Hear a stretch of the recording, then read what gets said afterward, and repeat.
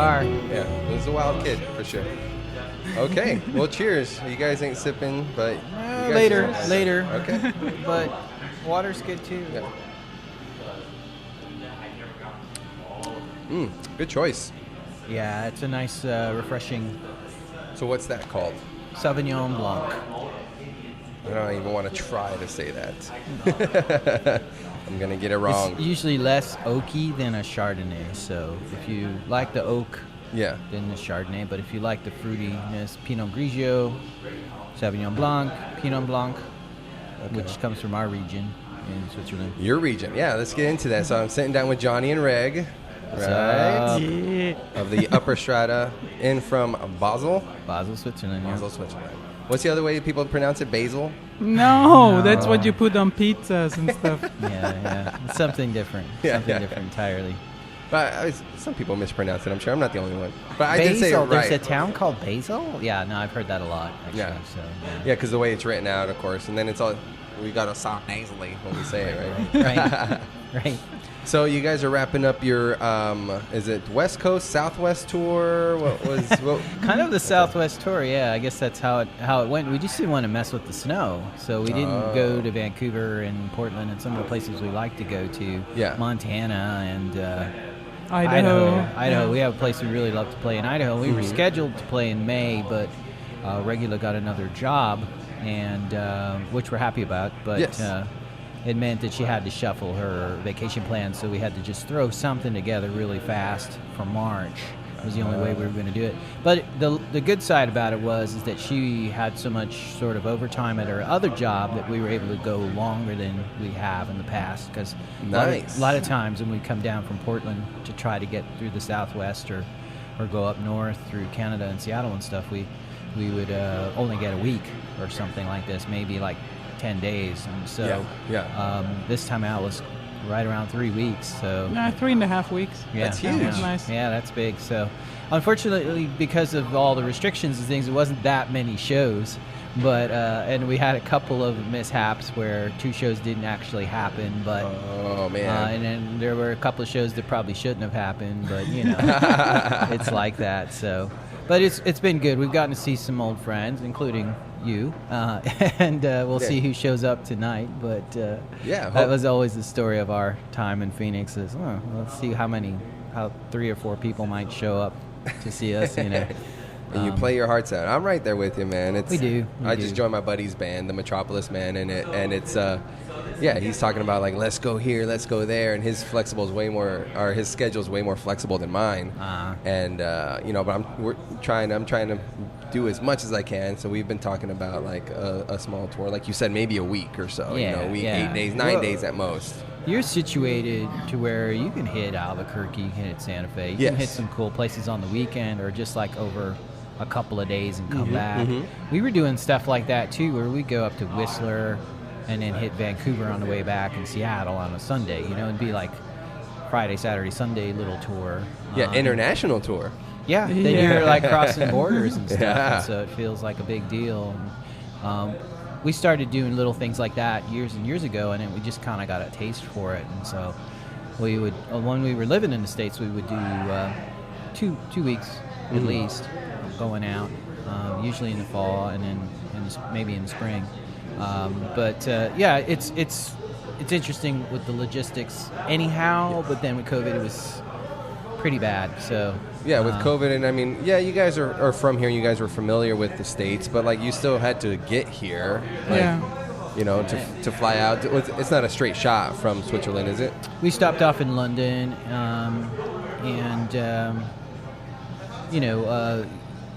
we have a little tiny airport in Basel. It's not like, it's international. British Airways flies out of there, but we still ended up stopping in England. So, it's all, it was a few hours there. It wasn't that big a deal. But the PCR test and all that stuff, not knowing if you're going to go until the very last minute to see when your test results come in, was pretty nerve-wracking. Yeah. And so you're making all these plans and you're hoping you're going to get things together, and then you've got holes in your schedule on the tour schedule, and you're like, well, if we get on the plane and we get there, we're going to keep trying to get a hold of bands. We just went to clubs and said, hey, you got a stage, you want music tonight and stuff. And it never worked, but we kept trying to find places. But we made contact with other places that were like, no, come on back on the weekend and play. And we distributed a lot of the albums and the booklets for the albums, and just got them out to people, which is the main thing, because it's just sitting. Well, then that you guys put in, like, that's a lot of effort into those pieces there. So I'm very thankful that you've set some aside for me to have. Yeah, that fog book is a rarity now. We're out of them. So I had the digital version, but tangible. No, it's different. It's a much bigger deal. I mean, the artwork itself and everything is just really quite gorgeous. And so who took those photos? You guys did? It's a mixture of photos from that are like license-free ones. Gotcha. And then a lot of them are ours. Like, this is all ours in Iceland. Yeah. And in Norway. And, we recorded it in Norway, which is pretty intriguing to people, I think. Last night when we were playing and we were describing it, we're sitting on this fjord, and we put the microphone out and recorded the sound of the fjord, and people were pretty entranced by that. Yeah. Well, you guys were Bisbee last night, and that's desert, man. That's a cool spot up in there, Yeah. Oh yeah, Bisbee is awesome. And when we lived here, we would go down to Bisbee as often as we could, and they were kind of amazed that when we were like, we played every place in Bisbee that you can, and some are closed now, and they were kind of, it's strange that you would come all the way from Switzerland to come to Bisbee. But at one point the place was packed, and we were just doing our thing, and I was just lost in the song. And I looked out, and I was like, I'm part of that weird magic that is Bisbee right now. I'm helping that happen. Yeah. I'm helping that myth of, because the first time we went and saw a group called Nowhere Man and Whiskey Girl that are no longer with us. And they made some amazing music, and you should Google them and check them out and try to find whatever's still available from them. Yeah. But they were legends in Bisbee for a time, and we went into the Copper Queen, and they were doing their thing, and we were just mesmerized, and we're like, this place is magic. And we'd seen another guy, Mike Montoya, who's been in a bunch of bands, and he was playing at the vegetarian place in that alley there, Poco. Okay. And you get a good vegetarian Sonoran dog, which is kind of twisted, but at any rate, he was killing it. Nowhere Man, Whiskey Girl, Amy and Derek were killing it, and we were like, wow, this place, what is going on, We didn't even know about all the haunted stuff and all of that. That's a whole other facet to Bisbee and Jerome, huge. Too. But, and we just got into playing Jerome and Bisbee, and so we started looking for places like that when we would play. So we would play Bozeman, we would play little towns in Idaho, and we like those places where people kind of have deliberately gone off the grid to determine their own existence, and maybe it's hard, maybe it doesn't always work, and we even wrote the song Sitting Stubborn about that. It's harder to try to stay put in a ghost town where maybe nothing's going on than it is to maybe just pack up and go and stick it out, hitch up the wagon. That's the American way, right? I wrote the song Manifest about that. About manifest destiny, and people are always, and it's amazing to me when we're out on the road and we're seeing so many U-Hauls around and stuff, and it's like, it's just so American. Yeah, you don't have any roots. You just get, since the pioneering days, people get up and go. Well, in Arizona's like that. So many transplants. When they ask me where I'm from, and I'm like, I'm from Arizona, they're like, oh, you're one of the few. And you're like a unicorn, man. Yeah, it's crazy. And I was from Florida, and nobody was from Florida. I wasn't even born in Florida, but I lived a lot of my life there. But it was really rare to meet a native, somebody who's really from Arizona or Florida. But that's part of the American way, right? And we're not any better. We lived in Portland, we lived in Colorado, I lived in New Mexico, now we're in Switzerland. A lot of people that you meet in Switzerland, I mean, are they Swiss? Are they from Switzerland? Yeah. Most well, go ahead. I'm sorry. No, it's fine. But we usually get bored after 2 years in a place or 3 years, and then we're like, so where are we going to go next? You guys play out. You guys are very active. You're all about history and the culture and museums and all that. So you guys, I feel like you guys, when you're somewhere, you get the feel the whole place. Yeah, we do a lot of exploring wherever we're at, whether it was here going to Jerome and Prescott and places like that, and just, old ghost towns and things. But there, it's like we'll go into these little German towns, or we'll go into little French towns, and just like find out what the local specialties are here, we got hooked on these German raviolis for a little while from just across the border. And so what makes them German, though? They have like minced meat in them, and spinach usually, and some chive and parsley. But they're not like the typical cheesy ravioli that you get in Italy. You don't do them with tomato sauce. You just do them in a broth. Oh, gotcha. So it's really good winter food. Maultaschen is what they're called, and there's just lots and lots of layers of pasta and meat like rolled over. And so, you learn these things just from roaming around, and it's like a specialty that the German grandmothers know. But, I didn't obviously grow up with that. No. She didn't even know it. No. It's a few hours away from where she did grow up, but totally different world as soon as you cross the border into Germany or France. So it really is, because it's so dense, right? Yeah, it's just so dense, and the history is just so like deep. Yeah, for sure. And what you were saying about, when you talk to people, it's so specific that they even have their own dialect a lot of times in this little region. Yeah. And as soon as you cross that bridge, you're not one of us anymore. You're in another canton, you're in another culture. You may even speak another language, because there's 4 languages in Switzerland. So there is? Hold on. All right. Yeah. What are they? German, supposedly, but it's a Swiss type of German. French, whatever. which is like American English is not English. No, it's true. It's true. It really isn't. I tried to do a Cambridge course, and it's really, really not English. Wow. There's a lot that's very completely incorrect that we do all the time and don't think anything of it. But does it get the point across? No, not normally. That's the problem. That's the problem. Yeah. So, but the other language, Italian, is spoken in the area that borders Italy. Yeah. Really beautiful area. And then there's one canton where they speak what's called Retro-Romanish, which is like a living Latin.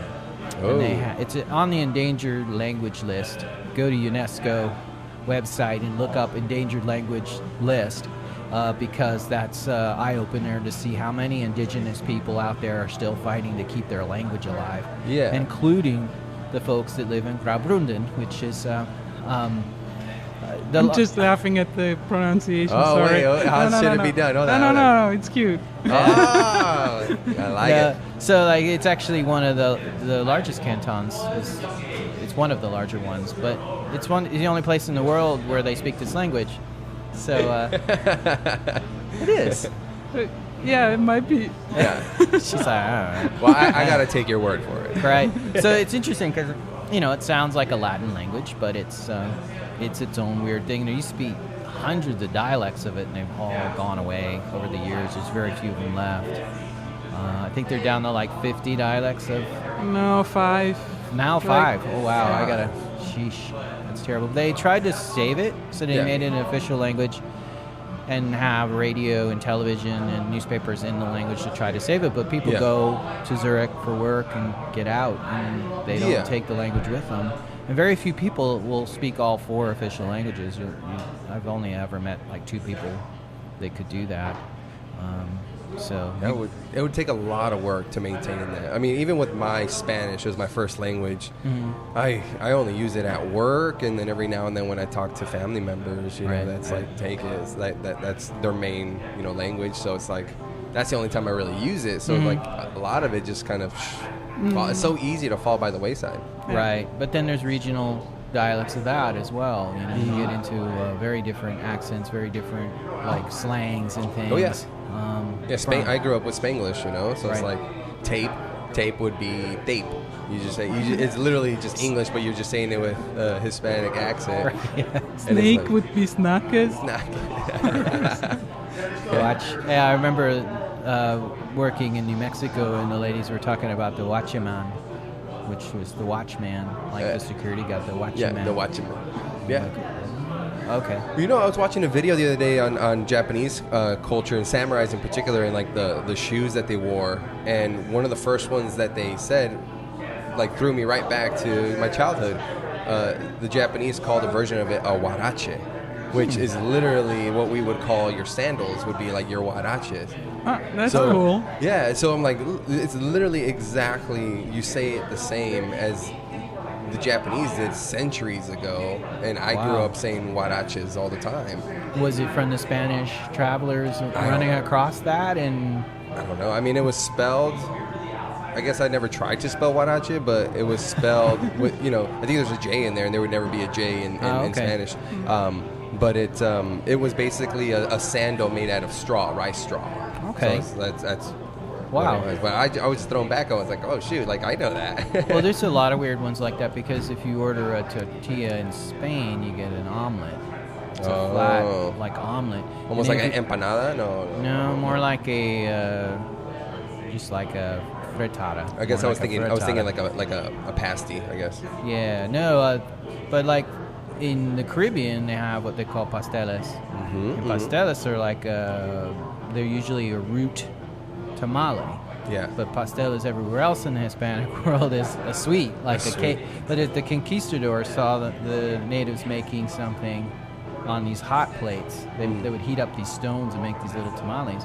And they look like little cakes, so they call them pasteles. And it's totally not. It's totally not what you get at your typical bakery around here or something like that. Yeah, but they didn't care. They were calling them Indians. Yeah, that too. They thought they were somewhere in Asia. So, yeah. They had a lot of things they were a little messed up with, yeah. And still are. Yeah. Still are, yeah. So what's it take for you guys to, like, kind of muster up, not the courage, but, like, all right, let's dig down because we're going on a 3-week tour. Like, what are like the kind of the obstacles other than of course the COVID restrictions? I guess I would say between you as like a duo and a couple. Well, for me, all that, yeah. For me, it's like okay, in California I need tacos, in New Mexico I need green chili. Yeah. And so I planned the entire tour with food in mind. Heck yeah, that's what I would do. And then a lot of it is like, okay, are we adding songs to the set list? If we just did the same set night after night, we would be so rock solid, and it's like training for a marathon and then doing the marathon, and you do that, and you play like 7 days in a row and maybe 2 shows in a day in some cases, stuff like that, and you're solid. Yes. But what we do is we'll do a hybrid set where the first hour is acoustic and it's all Americana and blues and stuff. And then the second set gets into more of the indie electronic stuff, and then the final set is dance or something. So what we did in Bisbee last night, for example, or in Sonoma, when we played in Sonoma, we did that same thing. That's a lot of guitars. That's a lot of logistics. Yeah. And so you need to be rehearsing your acoustic set, your Delta Blues stuff, your electronic set, your new stuff, the stuff that's fallen through the cracks, and you have to make those hard decisions about, like, okay, we're not playing this live ever again. It doesn't work. I don't want to sing it anymore. I don't want, you have to, with like 7 albums, it's, you have to let some songs go. And sometimes it's like people revive them. They're like, no, I really love that song. You should bring it back. Or like in the case of Sittin' Stubborn, we had the concert that we did at a concert hall where they wanted a theme. And we latched onto the theme that I was describing of people staying put and being stubborn, which works for the region we played in because they're very stubborn people.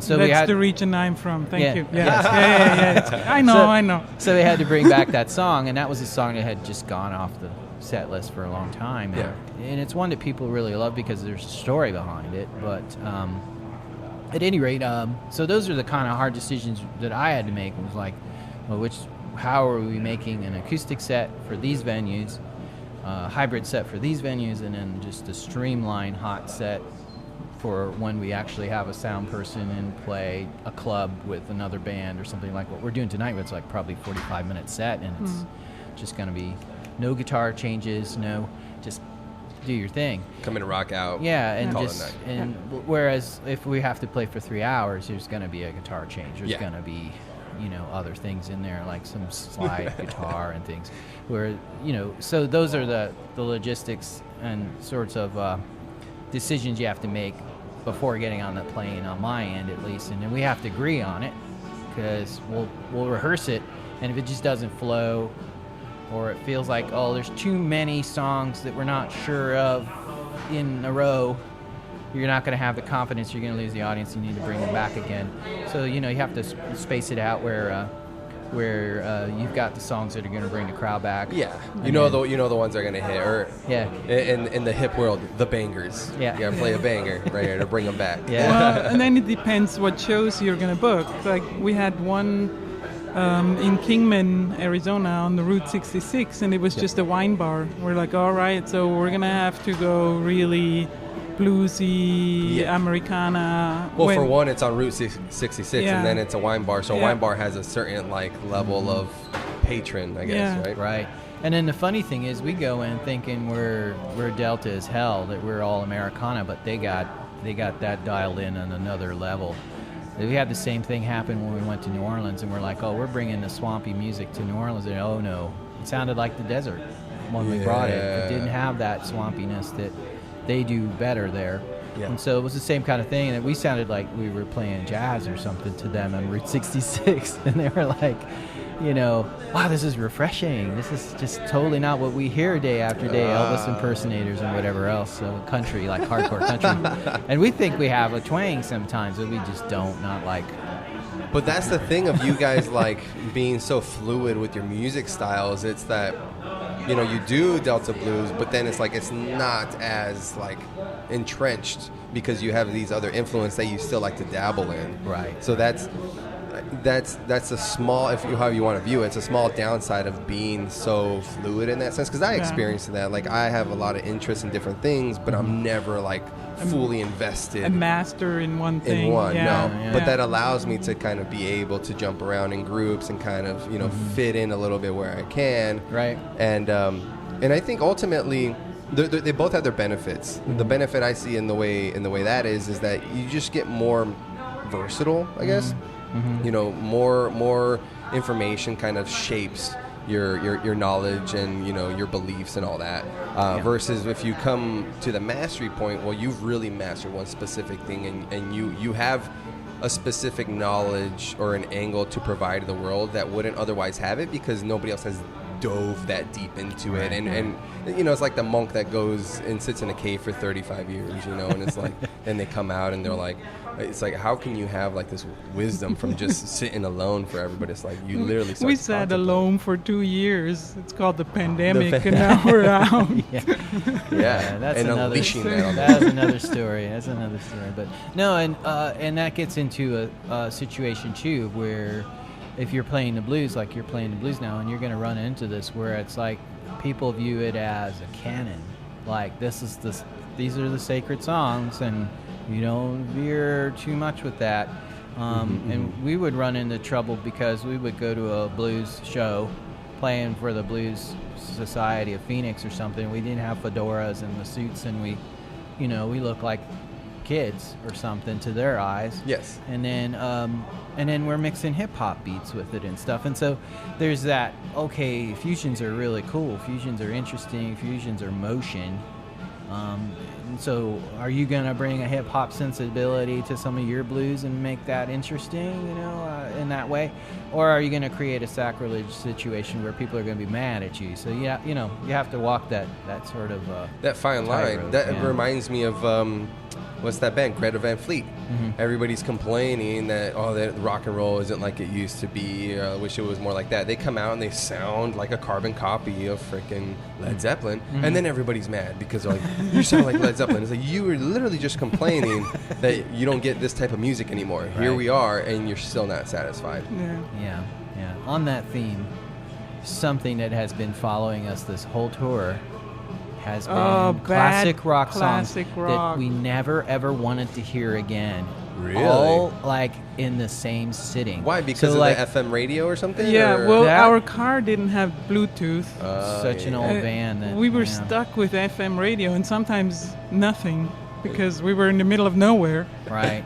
You hit that scan, and it's the public radio station, and it goes all the way around and comes back, and there it is again. And whereas it's like there's 7 country stations and somehow, nothing else, or lots of Mexican music, which we rock out on that too. We rock it out. We were jamming on it last night too, and I love that music. And especially when they get that trumpet sound. It sounds like to me like drunk trumpets. It sounds like, you know, it's just like it's not the precise trumpet sound like of like Spanish music. It's like it's a little like it's falling down stairs or something. You know, and I love that sound. But there are a few shots of tequila. Yeah, they're already into it. Yeah, and they know who they're, you know, performing for. The bass. Yeah, yeah. And we were listening to one yesterday. Was like singing about how glorious it was riding with Pancho Villa and stuff. And we're like, God, that's so cool. And you just don't get that in Switzerland. Nobody knows that stuff, you know. Right. And her family is very folkloric oriented, so she knows a lot of the Austrian and Swiss folk tunes, and like they would get together and honestly yodel. You know, they would sit around and yodel and stuff. And can you yodel? Hiking and stuff, they would. No. And everything. You're gonna say no because if you say I would ask you to do it, right? That's why you're saying no. She knows them all. She knows them all, but she's gonna need like 3 margaritas before she'd start singing any Swiss folk songs. So margaritas. It's not gonna happen. I'm not gonna start that. Because then she'll yodel through your whole set. She'll mess up the whole set. Yeah. She'll I think I had as many margaritas as shows in these 3.5 weeks. Really? Yeah, we were on a taco binge for sure. Ooh, burritos and tacos, and what's the go-to? What's the go-to? Is it pastor, asada, lengua, asada, carnitas for me? Carnitas. Pork. Carnitas, yeah. Salty. Yeah. But we've had every kind. We even had like a strange fried chicken burrito thing with green chili that was like fire hot. Sour cream? No sour cream in there, but it was good. It was good. It was a little place in Silver City, but yeah, we're all about the food when we travel. So you have to. I mean, to experience a region, you experience what they choose to nourish their bodies with, right? Sure. You know, so it's like, you know, step away from the fast food joints that you'll find on every corner and find that hole in the wall and be like, okay. You know, and you know, even more so if it's all locally sourced, then you really know. Are you guys taking any cans of green chili back with you? You know what? We tried, but we already ate it all. So oh my god! We were gonna do that. We were in Hatch. We were in like the motherland of green chili. Yeah. You know, and that was a big deal for us to be standing in Hatch. Like we're here. This is where it comes from.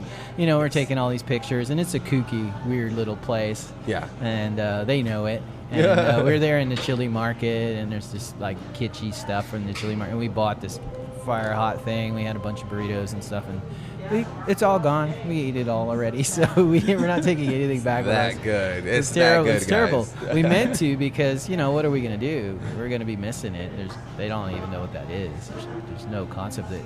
And like black pepper is too spicy for a Swiss taste. Right? Yeah, for a Swiss taste, you know. So there's no like Thai restaurants? There is, but they make it really, really mild, and like even like sriracha is too hot for most Swiss people, I think. You know, the first few times I had sriracha, I was like, wow, this is like really like, oh, it's a bit much. But then, you know, a handful of times, then I'm just like, oh, just lather it on. Yeah. You know, but the first few times for whatever, like I just wasn't used to whatever that is. I don't know. Is it? What's it come from? Red chili? Red chili, yeah. It's made in California. Why do I feel like Vietnamese immigrant that started that company. Yeah. And he would go door to door selling it to people because they missed it from Vietnam, and eventually he formed a company. He's one of the like most successful businessmen out there, and there's a good documentary on it's like on the Library Channel. I feel like I saw something or I read an article, but I think it was focusing on like the poor town that's sitting outside of the big factory where it's just like infested with sriracha. Just imagine where sriracha's made. Yeah. I think that's they what show the people with their hazmat suits making it because the peppers are so hot, you know, and they're stuffing these machines with little deadly peppers, and you know, you can't handle that stuff. There's no way. Like, she tried to peel Hatch chilies one year by hand without gloves, and that was a mistake. She looked like she had third-degree burns on her from peeling the peppers. So. It was kind of fine, but every time I washed my hands for the next 2 days, it would just burn like mad. Because it seeped into like your cracks and your wow. Yeah. No, it's hardcore. And there was a guy that was a guitarist for the Decemberists, and he was from I think Wagon Mountain, New Mexico. And he missed green chili when he was living in Portland, and he started to do like a cooperative to bring up the green chili to the markets. And so they had a tuk-tuk with a drum on it, and they would fire them right in the parking lot of this New Seasons chain in the Northwest. Yeah. And then you could buy bags of them just like you could in New Mexico. And so she bought them, and they were like, yeah, we're out of the mild. All we have is the extra hot. And she's like, well, I'll get the extra hot. I'll get it, and then she use a little bit less. Yeah. Yeah, it was brutal. It was really brutal. But we got through it. Yeah, we dig that stuff. So did you pick these up in New Mexico as well? Yeah, those are really good. So New Mexican wedding cookies. What's funny is you get those in Morocco and North Africa, and it's the same. It's the same thing, huh? Yeah, So same thing. Yeah, because it says for all occasions, so they're called wedding cookies, but Oh, they're just good, and they're like nutty tasting and. way out west. Wow, way out west. Yeah, I see that. There's a million things like that though that you would never find in Europe anywhere. And of course, there's incredible things in Europe, but You're brave. They're full of green chili and super spicy. No, they're not. I would knowing me, my inner fat kid would just open this up, grab milk, and then grab a spoon. Oh, that might be the way I would have liked it. Yeah, you get That was yourself my thing. Cookie Crisp cereal. That's from what back I would in the do. day. Yeah, exactly. Remember that? So my parents would go. I'm from outside of Yuma, so we drive an hour and a half to San Luis, in Mexico, and we'd go shopping, do our things, eat shrimp, chicken, and then we stop at the donut shop and grab the conchas, those. And so there would always be some at the house, and that was my thing. I'd break them up, shove them in a Harkins freaking movie cup, throw milk in there, go hide in a corner and just shove my face with it. So good. So bad for you, but so good. That's crazy. So that's what this reminds me of. Nice. Well, you can take them home and do the same. Oh, no, Yeah, that's those for you. are those are yours. We're not gonna try to take those on the plane open. They're gonna Oh, that's harass true. us. Yeah. Right. We got so much stuff. We got a pedal board we got to bring back and stuff like that, and like miscellaneous harmonicas and things. So they searched us on the way over. They went through our electronics, wanted to see what it all was, and both in London and in France when we went through France. But because our airport is technically in France, it's shared with the French and Swiss airport. So if you walk out these doors, you're in France. You walk out these doors, you're in you're in Switzerland. So it's kind of funny. But yeah, so we went through and they swabbed all our stuff to see if. Well, yeah, you guys are a classic CIA cover-up. Yeah, that's it. I could definitely see you in a suit and tie, black suit. She's over here looking all cool, shaved head. Right. Yeah. She's even got the commie red hair, right? So she's obviously an operative, right? Some kind of like Yeah, the fake glasses with the Black black brim. Widow or something. Yeah. But they didn't say I anything gotta about figure out, bring them in, boys. Got them. They didn't say anything about the records, so that's cool. We got those in. Those are actually from the Czech Republic. They're Well, you got those pressed in the Czech Republic? Yeah, it's Really? a red vinyl. Let me see that. First time we've ever tried to do that overseas, because the last one we did at Cascade near Portland, and so we already talked about this album, I think, on the last one about We Paul did. Clay and all that. But it's different to hold it in your hand for sure. Yeah, I wish my friend, I met a local artist a few weeks ago. She goes by Anna X Art, something like that is her Instagram handle. Mm-hmm. She literally lives right here. There's this alleyway, she's right there. Oh. And she had opened up her place and was showing it off and her artwork. But I think they went to Florida, actually, thinking about that. Weird. This weekend, because I was telling them, I was like, you guys got to come out. You guys would connect with all the art and all that. But yeah, unfortunately, her and her husband are in Florida. But It's really weird. It's always bittersweet to come here because the first weekend I was in Phoenix, I was working for the Musical Instrument Museum, and which I've still yet to go. I need to go. Wow. Anyhow, I know, right? But It's don't even open do like that. 8 years or something. I now. know. It's been a Tell while. It's been me. a while. It's I like the Grand know. Canyon. So People I'm from back. Arizona have never been. I've never It's been to like- the Grand Canyon. Oh wow. What? Wow. And you're from Arizona? Yeah. It's crazy. That is just crazy. Yes, What? I want to go, but I want to go on a time where it's going to be really good to see the night sky, because I've been wanting like an 8-inch telescope to Oh. like really take it in. Yeah, Chaco Canyon's good for that too. Like Well, they do the, astronomy events there. Where's Chocolate Canyon? Near Farmington. New It's in Mexico. New Mexico. New Mexico. Yeah. Oh, gotcha. Okay. But there was a theory going around that the whole thing was an astronomical observatory, like because Like the a different big thing. houses are lined up with different events. Uh-huh. So like on the solstice, the sun comes up exactly in this window, and the equinox or whatever, there's a shadow that falls over this building, and there's a lot of things that are too many of them that are for it to be a coincidence. And there are certain windows and certain great houses where it's like you can see Venus in this window at this time of the year and things like that. So it's like they think that they were thinking of that, and was it just a sacred thing, or was it? There's no way it was an accident, So. It's too coincident, I guess. I mean, but I don't know, man. That's the thing about like ancient times. I'm not saying that's ancient, but like you literally just stare up the sky. There was nothing else to really distract us back in the day. So you start to notice those patterns, and then it's like, why not build something that honors the night sky, because it's so beautiful and vast and just glorious. And especially if you think that that's where your ancestors are going, or those are mythological creatures up there, and you're interacting with them. And I mean, the Native American perspective on the sky itself is that it's texture. It's not, it's not open space. It's it's just another plane, and that's a really big, complicated thing to try for Western people to get their heads around. But especially like you get into Hopi cosmology and stuff like that, it's pretty amazing. And these guys at Chaco were, probably related. So modern astronomers go there and set up, because there's no cities. It's really very close, so you can really see the stars there. And, open. And they're trying to honor that sort of idea that it might have been a place to observe the stars from. And there were people who claimed there was a great magician that lived there and would honestly like harness the stars. So like.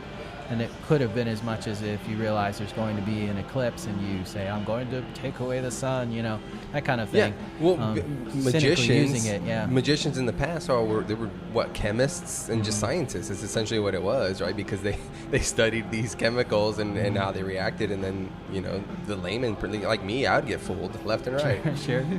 And a bit of theatrics in there probably too. So. Theatrics, sleight of hand. Well, there is talk of my workout group doing a Grand Canyon hike this year. They did one last year, which I didn't do. But there's talk about doing rim to rim. Nice. But I want to do rim to rim to rim. Oh, damn. In what time? I don't know, 3 days. Oh, that's fine. Okay. Yeah, I don't know. I think we would hike down we'd hike down, stay the night, hike up, hike back down, and there the next day. So maybe 2 days, I guess. Yeah, it's going to be brutal. You've done it?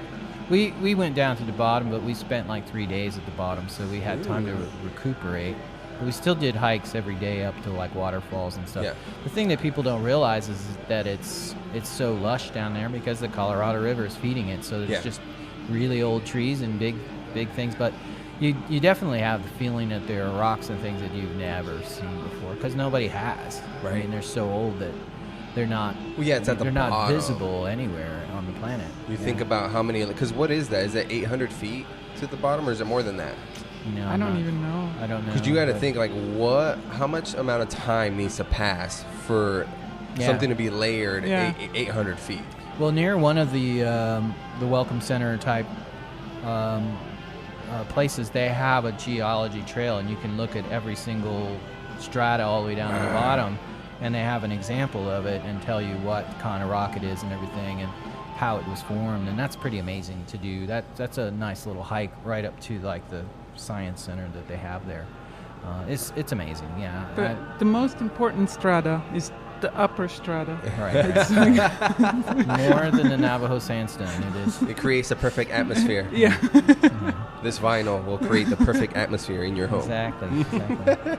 No, I was going to say that it's funny that it's bittersweet to be here, because the first weekend I was in Phoenix, it was First Friday, and they had the street closed off and a huge stage, and there was all the galleries were open with people going around, and I was telephoning her and going, oh my God, you got to get down here, it's the coolest place. Yeah. And then it was all gone the next year. They stopped letting them close the street. They stopped letting them do half of what they did, and the police really cracked down on everything, and then now they don't recognize a lot of the areas row anymore. This is like the last bastion of those days. Yeah, one of my new coworkers, I just walked past his building. He used to have like a Rockstar Clothing, boutique right here, and it still has the name of it right there, and but it's closed down. Like it hit hard. I think he had to close it within the pandemic. Yeah, that's rough. Yeah, there's a lot of those stories. A lot of venues are gone. The venue we liked in Albuquerque is not going to reopen, so it's sad. It's sad about all that. But this is weird because it's just the development that, came in and totally changed the atmosphere. And one by one, the businesses that we used to go to, like Joe Bot is still open, but it's not Joe Bot like it was. It's something else now. And sad. And here we are at the eve of the Lost Loop closing too. So hold on. This place is closing? Yeah, today is the second last night they're open. What? Yeah. So you're doing a historic podcast right now because this is like the next to the last show here. Should I have Amy on or Mary on after this? Maybe. After this, man. Yeah. Talk about Should I go grab her real quick? Yeah. Well, she's serving. We'll talk. Just let her know. I guess I'd like to talk to her about this being the second to last day. Yeah. It's sad. It's sad. And we played a lot of shows here. We played with punk bands. We played with Dirt Moon. You remember Dirt Moon? Yeah. Graham and his buddy. A lot of different groups here, and it was never that we ever got booked here. We always got added to shows, and I'm not sure why that was, but people would ask us to come play with them, and we did that a bunch of times. We would try to book a show. We never got booked here once. It was really strange, but whatever. It's been a fun place for us, and we used to, like, Sunday afternoon, come down to Roosevelt Row and get a chai at Joe Bot and kind of look at the Lawn Gnome bookstore that used to be there, go look at used books. And No, I never really hit downtown either. You have not been to the Grand Canyon. You have not hit downtown. You didn't grow up here. I know, right? I'm a fake Arizonan. It's all a lie. I've detected it. Yeah, and here I think I get out enough, but not in that sense. Not, I guess exploring the culture never really was my driving force.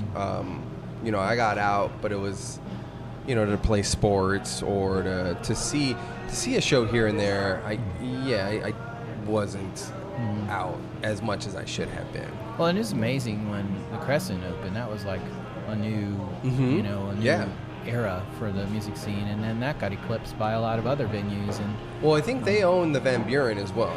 Right, yeah. Which is a whole nother big thing. And That's it's amazing because there weren't very many venues when we moved to Arizona, and we would play at the Rogue and Long Wongs and a bunch of places that aren't there anymore either. No, so. I think the Rogue is talking about reopening up somewhere closer to downtown.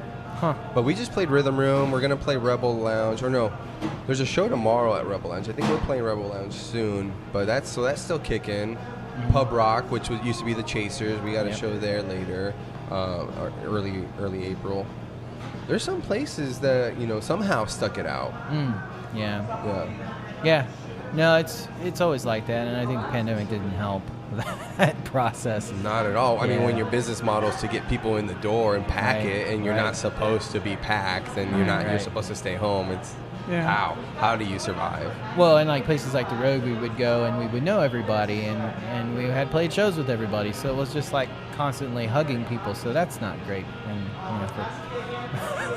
you know what I mean? Yeah. Well, it's not great. I used to catch my daughter eating her boogers, and that's not great. But then I think, you're probably getting recycling. Well, not only that, but like you're getting some. It's like when you play in the mud or you play in the dirt. It's like you're testing your immune system. And I think that's what the body and the soul requires, a little bit of testing, a little bit of breaking down to rebuild stronger. Okay? As long as she didn't eat your boogers. Yeah, no, those are mine. Well, you pick up a multivitamin. It does have silicone in there, so eating some dirt. That's true. You might be getting something useful out of it. Yeah, I think that's it. That's what. As I get older, I tend to appreciate the hardships and something that's not so quite good for you in excess, but a little bit here and there allows your body to be like, okay, what the heck is this? Okay, we gotta mend our forces and come back stronger. So with that being said, hopefully the position we've been put in as a whole with the pandemic, maybe we will come back stronger and better. Who knows? Well, yeah, and the opposite is just too frightening to think of, that we didn't learn anything from it. Because it's so easy. Yeah. It's so easy to just brush it away and not really analyze it. Yeah. And that it hasn't happened more often, I think, is kind of startling. But that's gloomy. Let's not. And Juan does not advocate the eating of dirt. Disclaimer. Please do not eat your boogers. Not on tape. Please drink wine in excess. Wedding Cookies are not an official sponsor of this one time. Yeah. At this point, they want nothing to do with it. That's the fine print at the end of the podcast, right? Yeah. 10,000 little disclaimers. Hey, so I'm really big into psychedelics. Oh, no. Where's Switzerland stand with that? Are they a little bit more like... No idea. No I mean, idea. there's a culture of it in, like, that people go out in the woods and find them, but... Yes. And I don't know that there's really much enforcement. Like, I know for, like, people who want to eat them, like wild mushrooms, they have a ranger that will tell you if they're poisonous or not. So Oh, wow, that's I don't cool. know if they It's extend more that to to the protect recreational ones, or Yeah. Oh, I don't know gotcha. about Just that. to protect like an endangered species of fungi, No, or to to the. protect the people from eating Yeah. it. Well, that would make sense because here's the thing. I was like, people are gonna make. I'll say poor decisions, but to do that, I wouldn't say it's a poor decision. But people are gonna make less than stellar decisions, and if you value life. I mean, you can say, okay, here, if you're going to be a dumbass, at least be an informed dumbass in that sense. If you're going to, I don't know, we're sitting here at a place where I could literally go back there and drink 2 bottles and, probably have alcohol poisoning out of it. Yeah. But Yeah. it's something that's legalized. Right.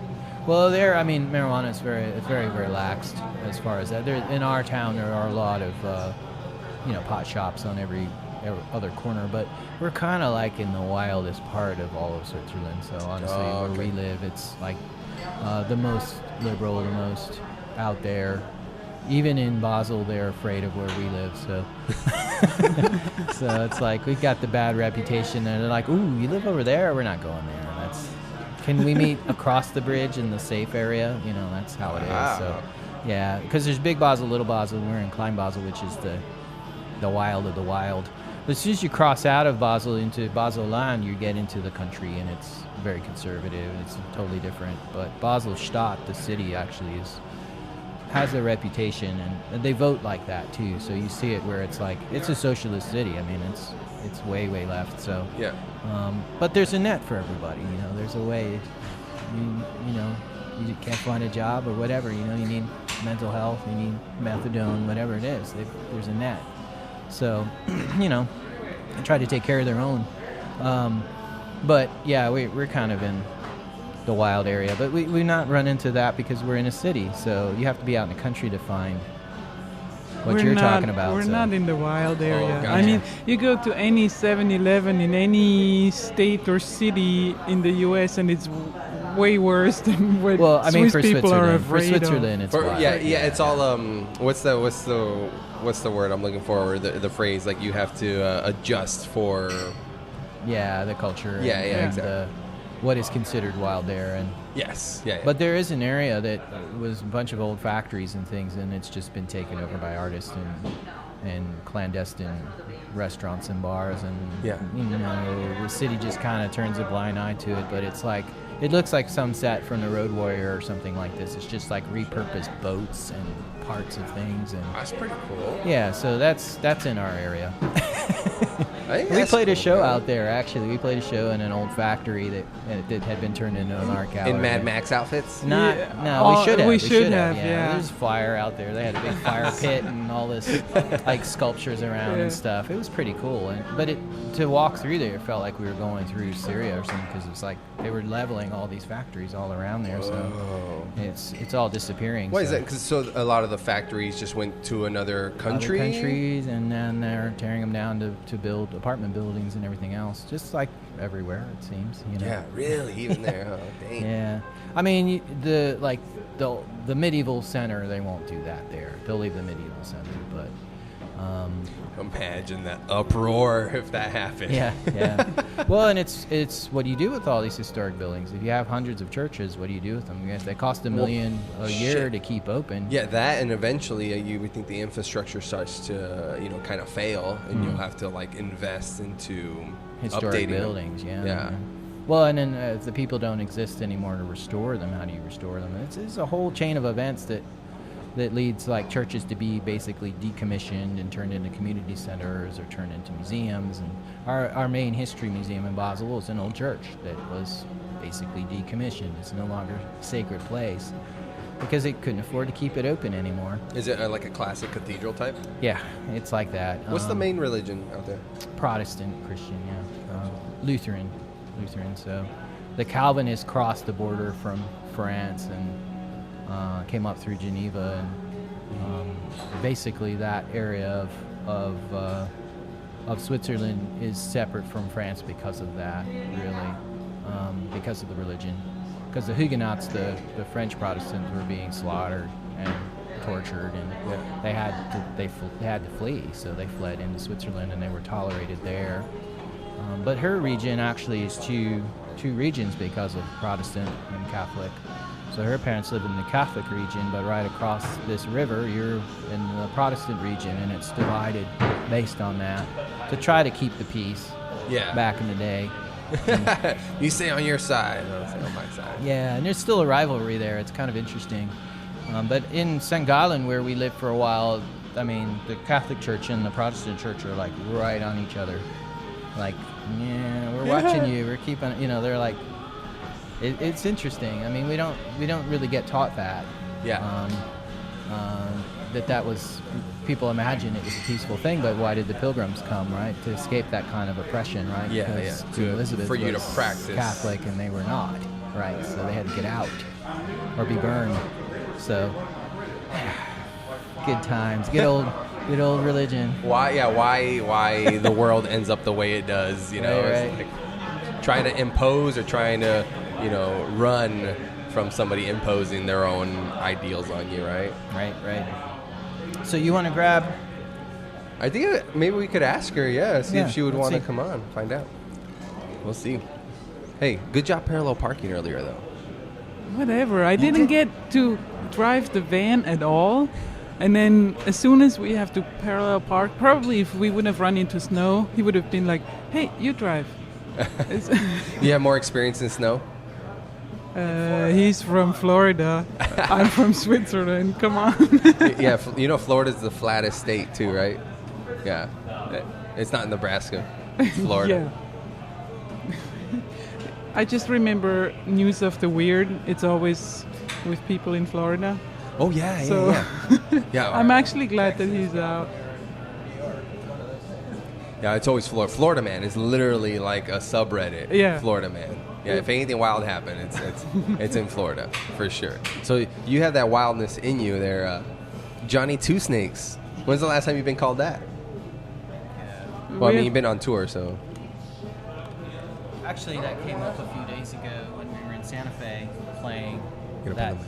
That name came up again in Santa Fe when we were playing, and that story got retold. And we did a song, Wasteland, and there's this tuneless, or it's not tuneless, but like lyricless tune that I do in that song, and I wrote it trying to keep rattlesnakes away while on an archaeology project, and I told that story, and everybody thought that was really funny. I was like, yeah, I would sing to the rattlesnakes, and they would leave me alone. So, Did you have a shaker? No, I might tap on my chest or something like that, kind of Bobby McFerrin style or something. But it worked, and then it became like the refrain in the song was the which was my rattlesnake song to keep them away. So they didn't want them hanging out with me. But they left me alone after that, so it worked. They weren't coming after me. So. You didn't think about maybe getting bit and becoming like some super like snake man or something? No. You're getting into the psychedelia again. Yeah. No, a little bit, just a little bit, just a nibble. Yeah, it's right there. No, I've talked to several people who've been bitten, and that's not anything that I need to go through, really. Seriously. Not even for a good story, huh? No. It's just terrible experience apparently. But yeah, talked to one guy who's a Navajo guy that his grandfather just started praying over him when he got bit. Put him up on the Ramada thing, and you know, he's gone. Started chanting on him, started praying on him, like, oh, I'm sending him away. And then the doctor came and actually saved his life. But damn, his grandpa was writing him off. His grandpa was like, oh well, he's a goner. Started singing. Yeah, I mean, that's how it was back in the day before modern medicine, right? It's like, you broke a leg. It's your time. You're done. Bye. Yeah, it was fun.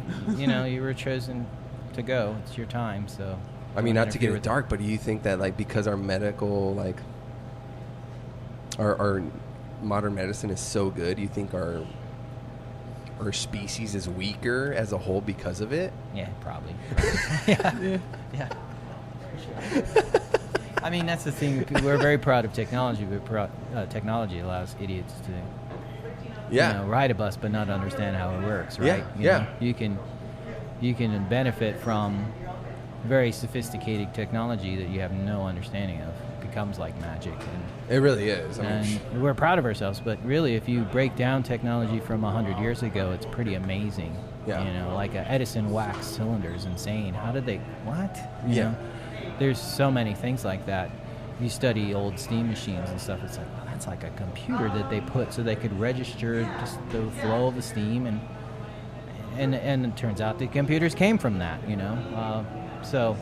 I did a whole seminar one time when I was in grad school on reinventing the Industrial Revolution and taking it back to the Middle Ages, because the time-saving devices and different things associated with water wheels and stuff. Mary's here. Yeah, just pop on in. I'll stop because this will like cure insomnia if I keep going. It was good chatting with you, though, man. Yeah, I loved it. Thanks, Johnny. Hello. Hey. I'm one of the bartenders here. My name's Mary. Hi, Mary. We met earlier. Yep. I guess thanks for hosting and whatnot, but I just realized that I guess this is the eve of your guys' last night. It is. We're very, very sad about it. It's been such a wonderful community space for so many people. Yeah.